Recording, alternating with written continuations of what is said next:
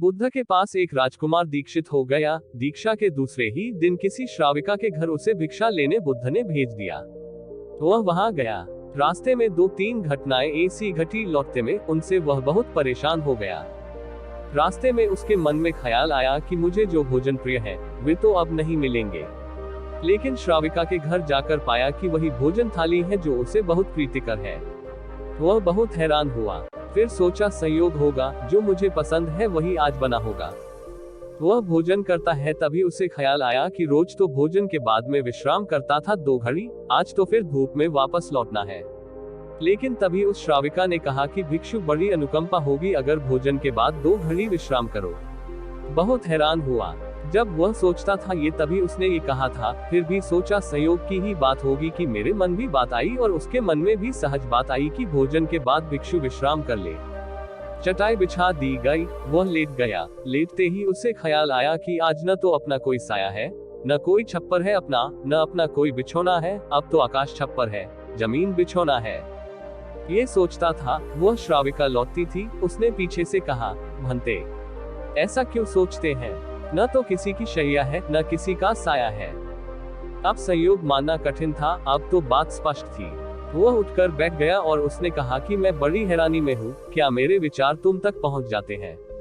क्या मेरा अंतःकरण तुम पढ़ लेती हो? उस श्राविका ने कहा, निश्चित ही। पहले तो सबसे पहले स्वयं के विचारों का निरीक्षण शुरू किया था, अब तो हालत उल्टी हो गई। स्वयं के विचार तो निरीक्षण करते करते क्षीण हो गए और विलीन हो गए। मन हो गया निर्विचार। अब तो जो निकट होता है उसके विचार भी निरीक्षण में आ जाते हैं। वह भिक्षु घबरा कर खड़ा हो गया और उसने कहा कि मुझे आज्ञा दे, मैं जाऊं। उसके हाथ पैर कंपने लगे। उस श्राविका ने कहा, इतने घबराते क्यों है? इसमें घबराने की क्या बात है? लेकिन भिक्षु फिर रुका नहीं। वह वापस लौटा। उसने बुद्ध से कहा, क्षमा करें, उस द्वार पर दोबारा भिक्षा मांगने में न जा सकूंगा। बुद्ध ने कहा, कुछ गलती हुई, वहाँ कोई भूल हुई। उस भिक्षु ने कहा, न तो भूल हुई, न कोई गलती, बहुत आदर सम्मान और जो भोजन मुझे प्रिय था वह मिला। लेकिन वह श्राविका, वो युवती दूसरे के मन के विचारों को पढ़ लेती है। ये तो बड़ी खतरनाक बात है, क्योंकि उस सुंदर युवती को देखकर मेरे मन में तो कामवासना भी उठी, विकार भी उठा था, वह भी पढ़ लिया गया होगा। अब मैं कैसे वहां जाऊं? कैसे उसके सामने खड़ा होऊंगा? मैं नहीं जा सकूंगा, मुझे क्षमा करे। बुद्ध ने कहा, वहीं जाना पड़ेगा।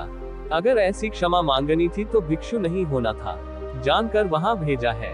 और जब तक मैं न रोकूंगा तब तक वहीं जाना पड़ेगा। महीने 2 महीने, वर्ष 2 वर्ष, निरंतर यही तुम्हारी साधना होगी। लेकिन होशपूर्वक जाना, भीतर जागे हुए जाना और देखते हुए जाना कि कौन से विचार उठते हैं, कौन सी वासनाएं उठती हैं, और कुछ भी मत करना, लड़ना मत। जागे हुए जाना, देखते हुए जाना भीतर की क्या उठता है, क्या नहीं उठता। वह दूसरे दिन भी वहीं गया। सोच ले, उसकी जगह आप ही जा रहे हैं और वह श्राविका आपका मन पढ़ लेती है। और वह बहुत सुंदर है, बहुत आकर्षक है, बहुत सम्मोहक है, और वह मन पढ़ लेती है आपका। हाँ, मन न पढ़ती होती, यह आपको पता न होता, तो फिर मन में आप कुछ भी करते। आज क्या करेंगे? आज आप ही जा रहे हैं उसकी जगह भिक्षा मांगने, रास्ते पर आप हैं। वह भिक्षु बहुत खतरे में है, अपने मन को देख रहा है, जागा हुआ है। आज पहली दफा जिंदगी में वह जागा हुआ चल रहा है सड़क पर। जैसे जैसे उस श्राविका का घर करीब आने लगा, उसका होश बढ़ने लगा। भीतर जैसे एक दिया जलने लगा और चीजें साफ दिखाई पड़ने लगी और विचार घूमते हुए मालूम होने लगे। जैसे उसकी सीढ़ियां चढ़ा, एक सन्नाटा छा गया। भीतर होश परिपूर्ण जग गया।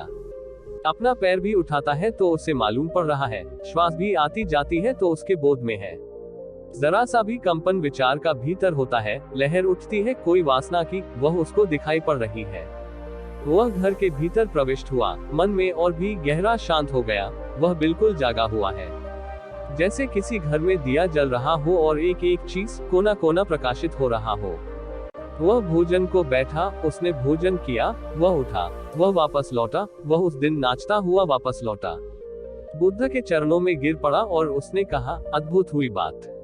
जैसे जैसे मैं उसके निकट पहुंचा और जैसे जैसे मैं जागा हुआ हो गया, वैसे वैसे मैंने पाया कि विचार तो विलीन हो गए, कामनाएं तो क्षीण हो गईं, और मैं जब उसके घर में गया तो मेरे भीतर पूर्ण सन्नाटा था। वहाँ कोई विचार नहीं था, कोई वासना नहीं थी, वहाँ कुछ भी नहीं था। मन बिल्कुल शांत और निर्मल दर्पण की भांति था।